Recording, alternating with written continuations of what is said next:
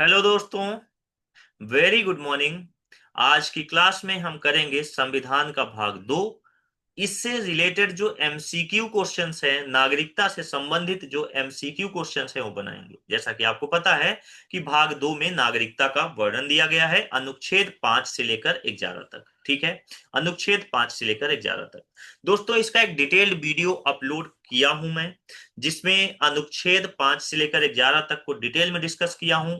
इसके अलावा जितने भी इससे रिलेटेड संविधान में संशोधन किए गए हैं उनको भी हमने, नागरिकता से संबंधित संविधान में संशोधन जो किए गए हैं उससे रिलेटेड वीडियो भी अपलोडेड है इसी पार्ट में। ठीक है, अब आज की क्लास में हम तो एमसीक्यू क्वेश्चंस करेंगे। ठीक है, लेकिन एमसीक्यू क्वेश्चंस बनाने से पहले एक बार फटाफट क्विक रिवाइज मान लेते हैं। तो चलिए, अनुच्छेद 5 क्या कहता है? संविधान लागू होने के समय नागरिकता। कब संविधान लागू हुआ? 26 जनवरी 1950।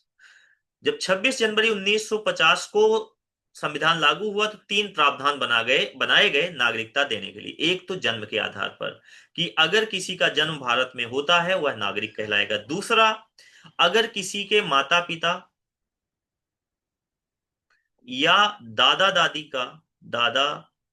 दादी का जन्म भारत में हुआ है वह नागरिक कहलाएगा, भले ही वो विदेश में रह रहा है। तीसरा तीसरा है कि अगर कोई 26 जनवरी 1950 से 5 साल पहले, यानी 5 वर्ष पहले से, जब हमारा संविधान लागू हुआ उससे 5 वर्ष पहले से अगर भारत में रह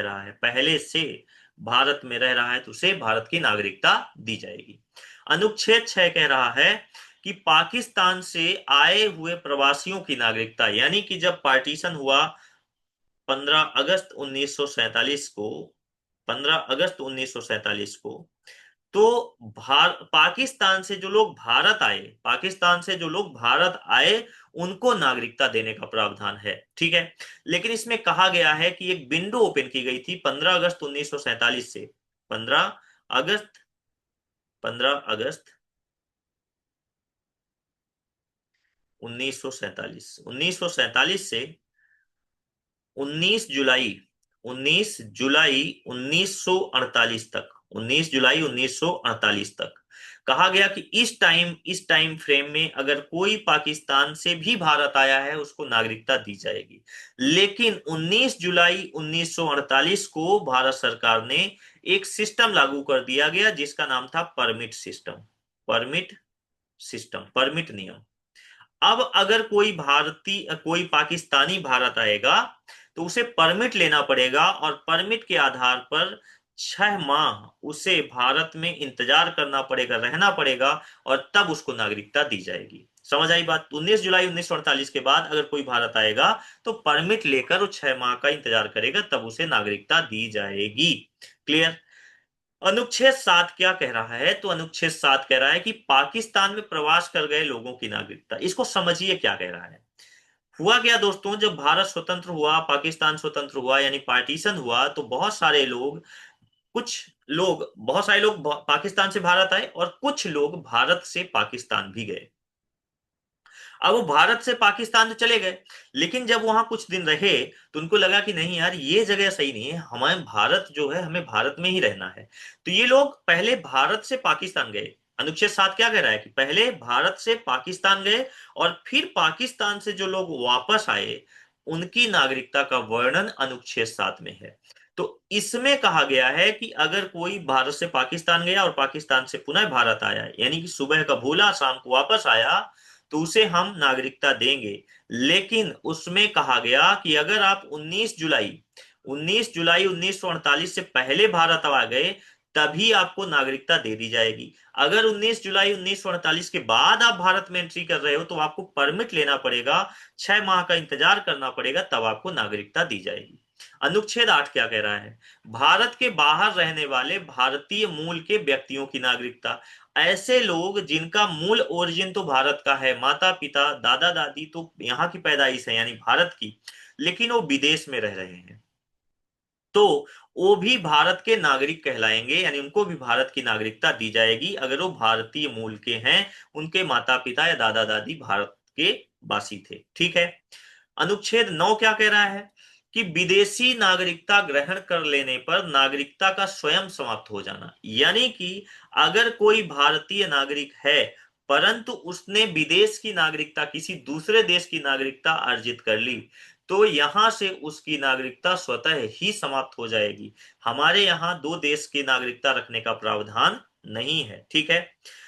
अनुच्छेद 10 क्या कह रहा है? नागरिकता का अधिकार। तो दोस्तों 5 से 8 तक, अनुच्छेद 5 से 8 तक, इन 4 अनुच्छेद में नागरिकता देने का प्रावधान किया गया है। जबकि अनुच्छेद 10 में कहा गया है कि जो नागरिकता 5 से लेकर 10 तक आपको दी गई है, इस नागरिकता का संरक्षण करना, क्या करना? संवैधानिक संरक्षण इसी में दिया गया है। यानी कि अगर कोई नागरिकता आपकी खत्म करता है, कुछ ऐसा करता है, आप अनुच्छेद 10 के तहत आप सुप्रीम कोर्ट में जा सकते हैं। यानी अनुच्छेद 10 आपकी नागरिकता को बरकरार रखने का कार्य करता है। हाँ, अगर आप कोई देशद्रोही या कोई ऐसा काम न करें जिससे देश की छवि या देश के साथ आप गद्दारी कर रहे हो। अनुच्छेद 11 क्या कह रहा है? संसद की शक्ति।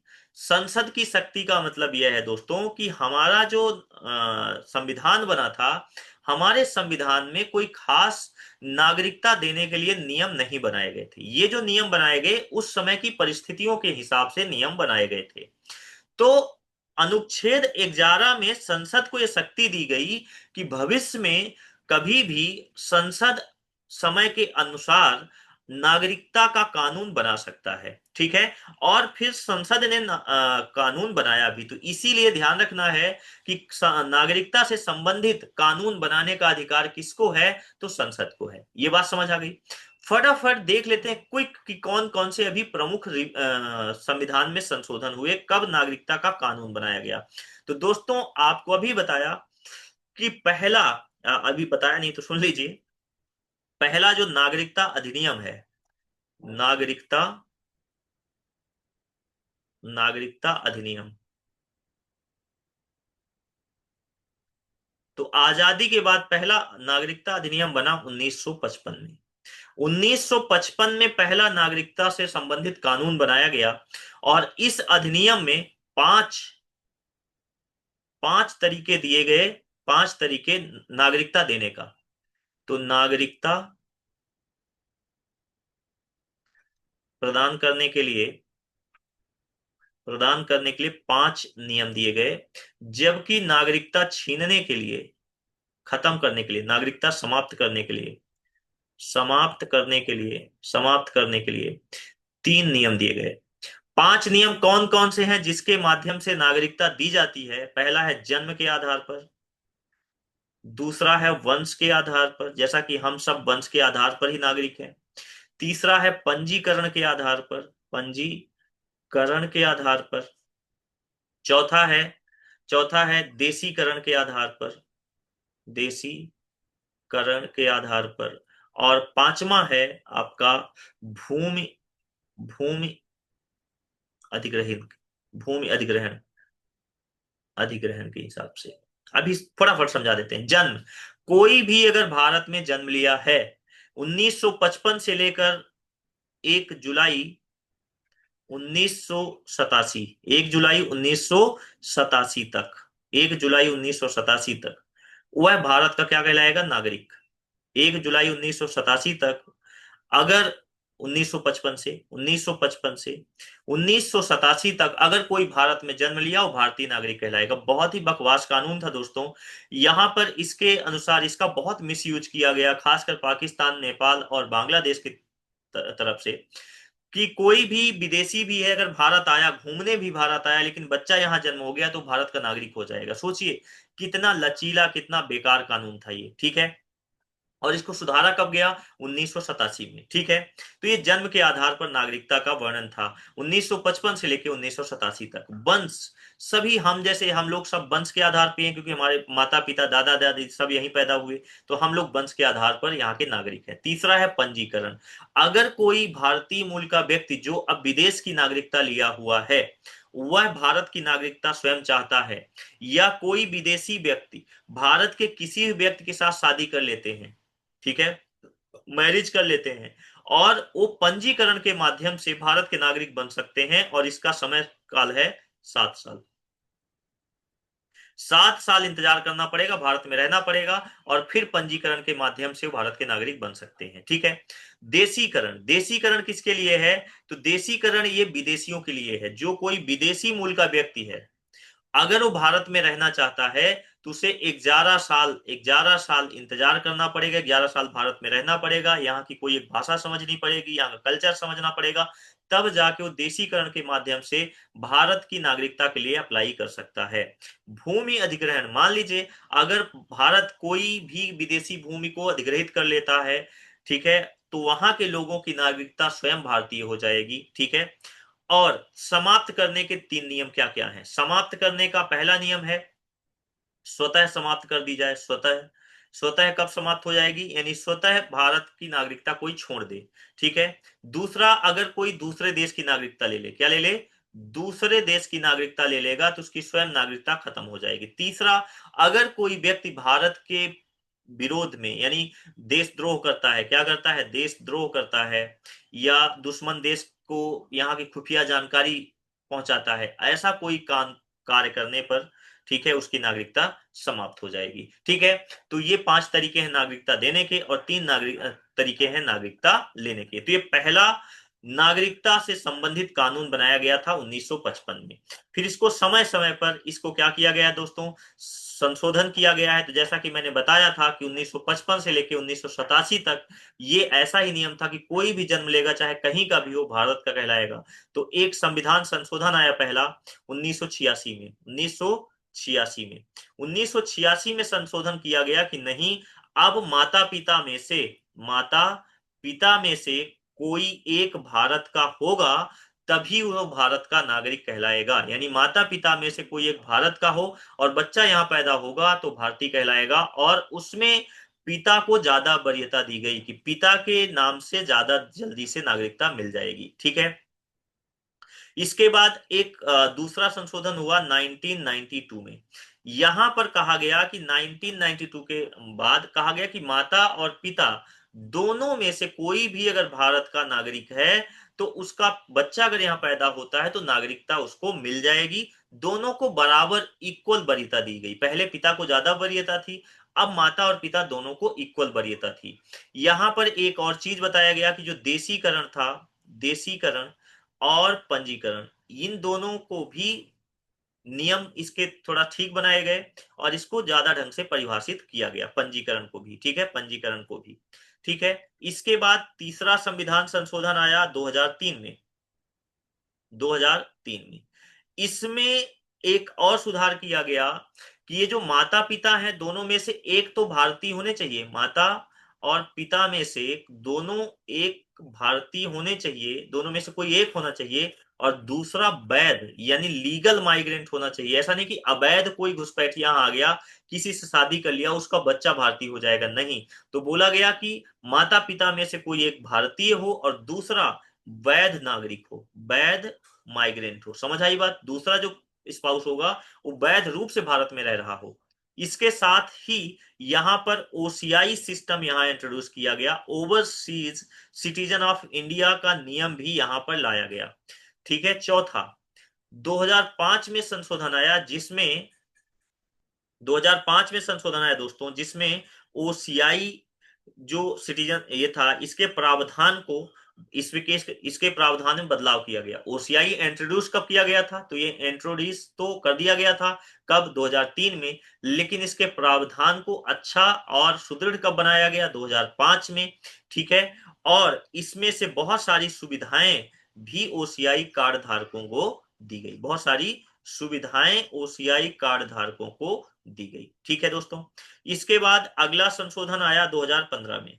2015 में, तो 2015 में जो संशोधन हुआ दोस्तों, इसमें दो काम हुआ। एक तो पीआईओ, पीआईओ क्या है? Person of Indian origin, person of Indian origin. दूसरा ओसीआई, ओसीआई। इन दोनों को एक कर इसका नाम ओसीआई कर दिया गया, इन दोनों को संयुक्त कर दिया गया, इन दोनों कार्ड को संयुक्त कर ओसीआई कार्ड जारी कर दिया गया। समझ आई बात? 2015 में। और आखिरी संशोधन हुआ रिसेंटली अभी 2019 में। 2019 में एक जो सबसे बड़ा नागरिकता पर संशोधन किया गया, सीएए लाया गया, CAA a citizen amendment act, citizen amendment act, ठीक है। सिटीजन अमेंडमेंट एक्ट के तहत तीन देश पाकिस्तान, बांग्लादेश एंड अफगानिस्तान, अफगानिस्तान, इन तीन देशों से आए हुए छह धर्मों के, छह धर्म, कौन से छह धर्म थे? तो छह धर्म थे दोस्तों, हिंदू, सिख, ईसाई, ईसाई, पारसी, जैन, बौद्ध। ठीक है। कहा गया कि 2019 में जो अमेंडमेंट आया, सिटीजनशिप अमेंडमेंट एक्ट 2019, इसमें तीन देश से जो माइग्रेंट लोग थे, जैसे पाकिस्तान, बांग्लादेश और अफगानिस्तान, यहाँ पर हिंदू, सिख, ईसाई, ये क्या थे, माइनॉरिटी में थे। तो वहां से जो लोग यहाँ भाग कर आए, यहाँ पर रह रहे थे अवैध रूप से, उनको कहा गया कि आपको यहाँ की नागरिकता दी जाएगी, परंतु आप अगर 31 दिसंबर 2014 से पहले भारत में आ गए हैं। अगर कोई व्यक्ति 31 दिसंबर 2014 या उससे पहले भारत में आ चुका है, तो उसको भारत की नागरिकता दी जाएगी, अगर वो छह जातियों, इन छह धर्म से संबंध रखता है और ये तीन देश से आया हुआ है। ठीक है दोस्तों, तो ये तो हो गया क्विक रिवीजन। अब हम बात करेंगे फटाफट एमसीक्यू क्वेश्चंस की। ठीक है, तो चलिए आइए, पहला क्वेश्चन है दोस्तों, फर्स्ट क्वेश्चन आपके लिए है कि भारतीय संविधान में भाग 2 में कितने अनुच्छेद हैं? दोस्तों बहुत आसान है, 7 अनुच्छेद हैं, काउंट कर सकते हो, 5, 6, 7, 8, 9, 10, 11। ठीक है। भारतीय संविधान में नागरिकता से संबंधित प्रावधान किन अनुच्छेद में किया गया है? तो 5 से 11 तक में, तो अभी कई बार हमने बात कर लिया। भारतीय संविधान लागू होने के समय नागरिकता का आधार क्या था? तो दोस्तों जन्म के आधार पर था, वंश के आधार पर था, निवास के आधार पर था, अर्थात उपरोक्त सभी। आंसर क्या हो जाएगा? उपरोक्त सभी।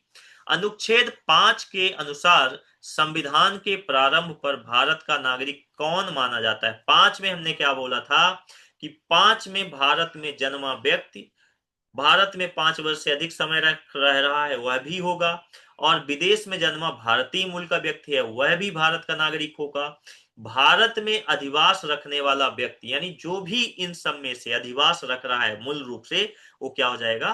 तो ये सी इसका आंसर हो जाएगा। ठीक है, ये चारों एक तरह से, लेकिन इनका सबसे उपयुक्त आंसर क्या हो जाएगा? जो तीनों को इंक्लूड करता है, परिभाषित करता है, वो क्या हो जाएगा? सी। अनुच्छेद 6 के तहत क्या कहा गया है, किसे दी गई है? तो जो लोग पाकिस्तान से आए थे, तो बताया था पाकिस्तान से भारत आए प्रवासियों को नागरिकता देने का प्रावधान, यानी कि ए।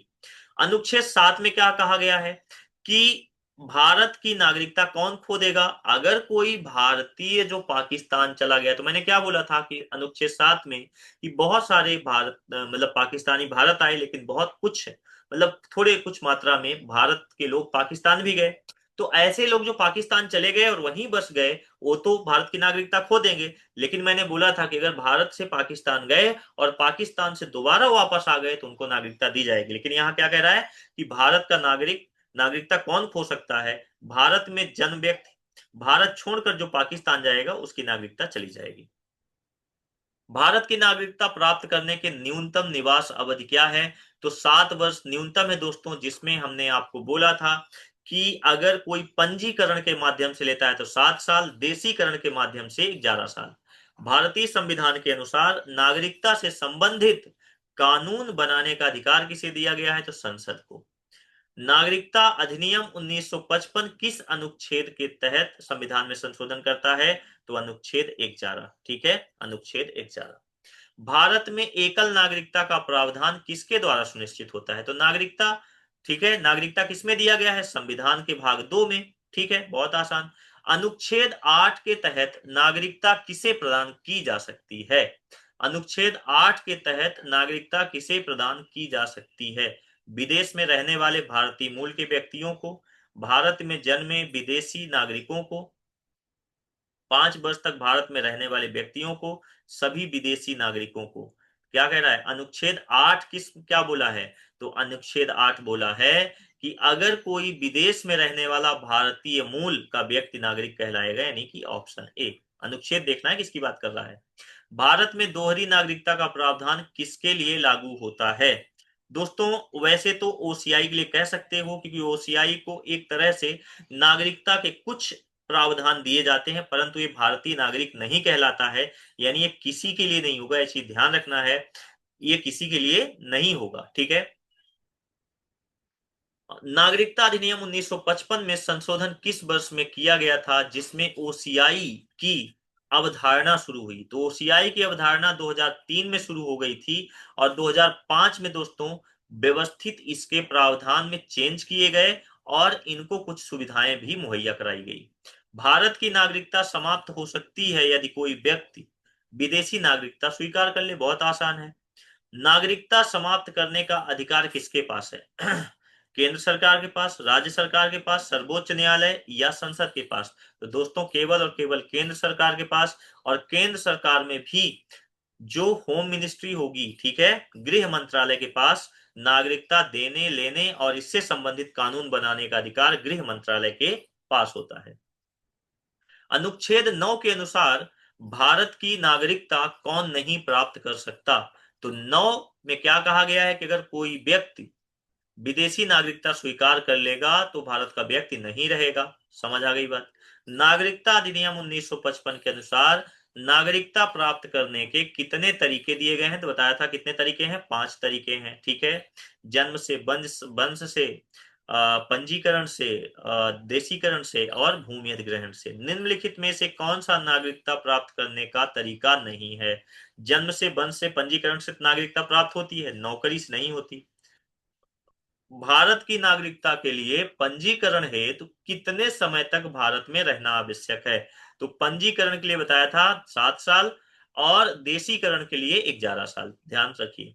भारत में जन्म के आधार पर नागरिकता कब तक लागू थी, तो 1987 तक। बताया था ना, 1 जुलाई 1987 तक नागरिकता जन्म के आधार पर दी जा रही थी। नागरिकता संशोधन अधिनियम 2019 में किन देशों के प्रवासियों को नागरिकता देने का प्रावधान किया गया था।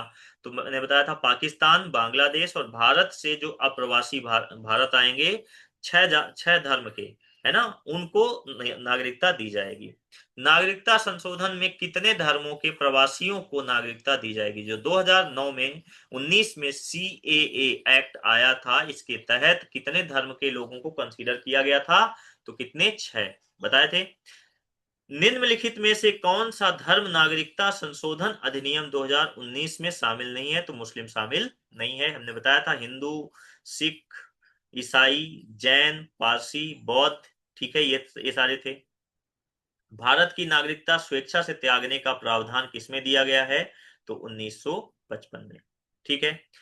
अनुच्छेद 10 के अनुसार नागरिकता की निरंतरता का प्रावधान किसके लिए है, जो भारत का नागरिक होगा। 10 में क्या कहा गया है कि नागरिकता का संरक्षण देना है। नागरिकता जो है, जो यहाँ के नागरिक हैं उनको नागरिक रहें, इसका संरक्षण अनुच्छेद 10 में दिया गया है। तो किसके लिए होगा, भारतीय नागरिकों के लिए होगा। किस अनुच्छेद के तहत संसद को नागरिकता से संबंधित कानून बनाने की शक्ति दी गई है, तो अनुच्छेद 11। नागरिकता अधिनियम 1955 के तहत जन्म के आधार पर नागरिकता के लिए कब तक भारत में जन्म होना आवश्यक था, तो हमने बताया था 1987। 1 जुलाई 1987 तक अगर कोई भारत में जन्म लिया, भले ही वह भारत का नहीं विदेश का व्यक्ति रहा हो, लेकिन उसकी नागरिकता भारत की हो जाएगी। तो दोस्तों निम्नलिखित में से कौन भारत का नागरिक नहीं हो सकता, तो कौन नहीं हो सकता, ये आपको आंसर कैसे करके देना है, आप कमेंट बॉक्स में डालेंगे। 3 क्वेश्चन आपको कमेंट बॉक्स के लिए दिया गया है। नागरिकता अधिनियम 1900 में कितने प्रकार की नागरिकता का उल्लेख है, यह भी मैंने क्लास में बताया है, आप इसको बता सकते हैं। भारत में नागरिकता के लिए पंजीकरण प्रक्रिया किसके द्वारा नियंत्रित होती है, कौन पंजीकरण की प्रक्रिया करता है। ये 3 सवालों का जवाब आप मुझे कमेंट में दीजिए, बताइए इन सवालों का जवाब क्या है। और साथ ये भी बताइए दोस्तों कि आपको हमारी वीडियोज कैसी लग रही हैं, और अगर अच्छी लग रही है तो प्लीज सब्सक्राइब करिए, लाइक करिए और शेयर करिए। Thank you.